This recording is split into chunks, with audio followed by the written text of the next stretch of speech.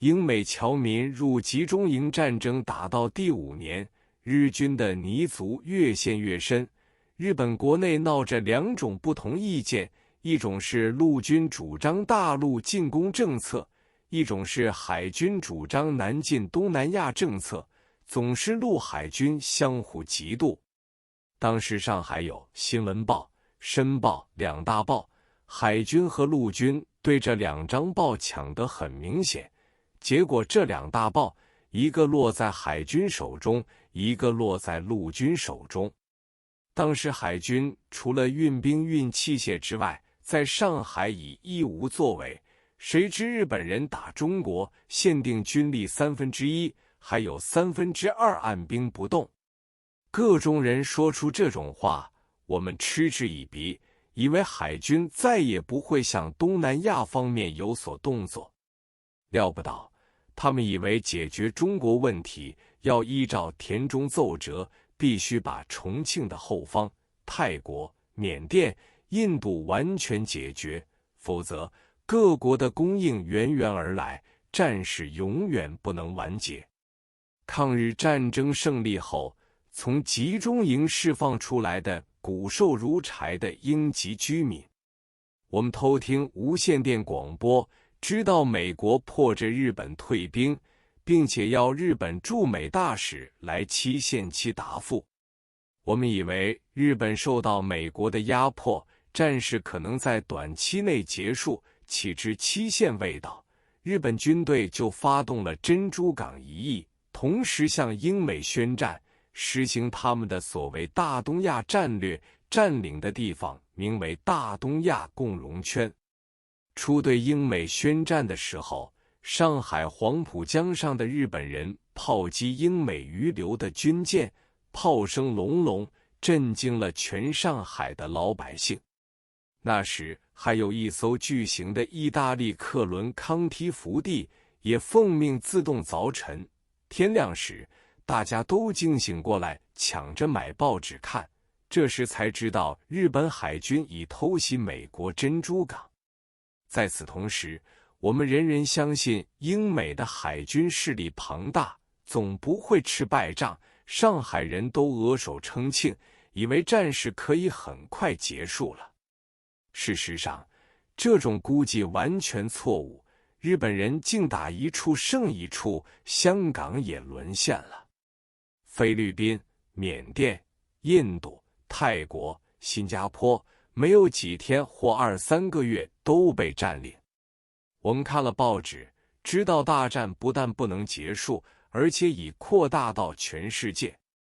我们住在孤岛上，靠的是英美2国的势力，一经宣战，日军就开入公共租界，一方面全部占领英美人的工商机构，一方面又把所有居留在上海的英美人加以拘捕，送入集中营。我们最初以为集中营是借用建筑良好的提篮桥监狱，岂知他们竟在各处另设临时拘留之所。最大的集中营设在日军后方军队集中的江湾、闵行，利用庙宇4观及临时棚架屋。日本人的用意是要让英美飞机不敢滥行轰炸，要是轰炸的话，居留在集中营的英美侨民也将同归于尽。拘捕侨民的工作不过3天时间，全乎英美籍的男女老幼，由银行大班起至英美籍警察及家眷等，一个也不漏网。拘留外侨曾经发生好多故事，我举其一件详述一下。当时上海有一个美国籍的烟叶大王，家产数百万，他有弗吉尼亚烟叶的经销权。当时他属下有一个高级职员，此人姓刘。刘有一种本领，洋人要写任何文件，洋人一面讲，他就一面用打字机打出，讲完了，文件也就交卷了。此人为人诚实，一向为烟叶大王所器重。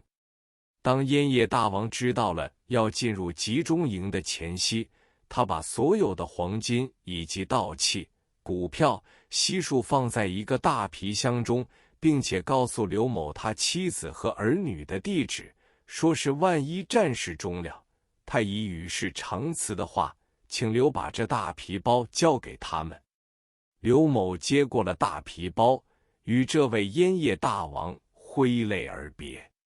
刘某拿到了皮箱，并未打开，很慎重地把这皮箱埋在闵行乡间一间破屋的地下。他又怕日后皮箱会腐烂，特地用水泥砌成一个地坑，皮箱就放在这个很干燥的坑中。这位姓刘的人除了精通英文外，别的事情都拿不上手。这时英文人才已全部不需要了，所以他就在闵行饭馆中当跑堂，收入微薄，生活越来越苦，苦到衣衫兜着不齐整。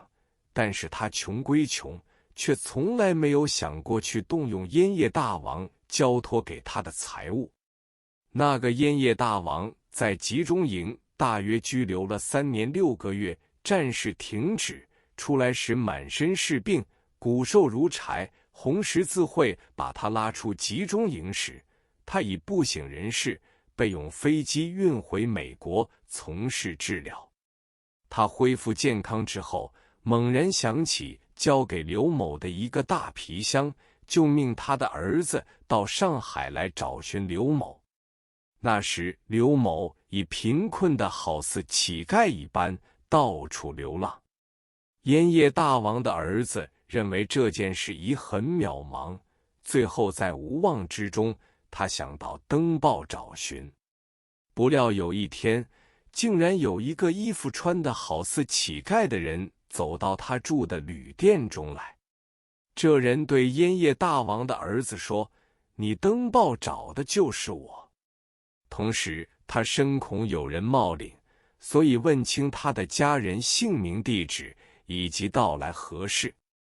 烟叶大王的儿子一想答，于是刘某就带领他到家乡闵行的一间破屋中，关上了门。两人一同发掘埋在土中的大皮箱，打开一看，里面的黄金以及到期股票一点也不缺。烟叶大王的儿子深深的感激说：“你穷到如此地步，何不拿出一些来用用？”刘某说：“我们中国人最讲信用，即使我穷到死，也不会去动用它的。”烟叶大王的儿子听到这2句话，竟然感动得流出眼泪来。给刘某钱，他也不收，只是说：“我还想做老主人的生意。”烟叶大王的儿子打电报到美国，向他父亲报告了掘到皮箱的经过，立刻就接到回电，应允以后，全美国烟叶都归刘某一人经销。果然不久之后，第一批数百箱烟叶全部运到。当时上海的烟叶已无存货，听到有烟叶运到，大家争相抢购，刘某也很快成为一个大富翁。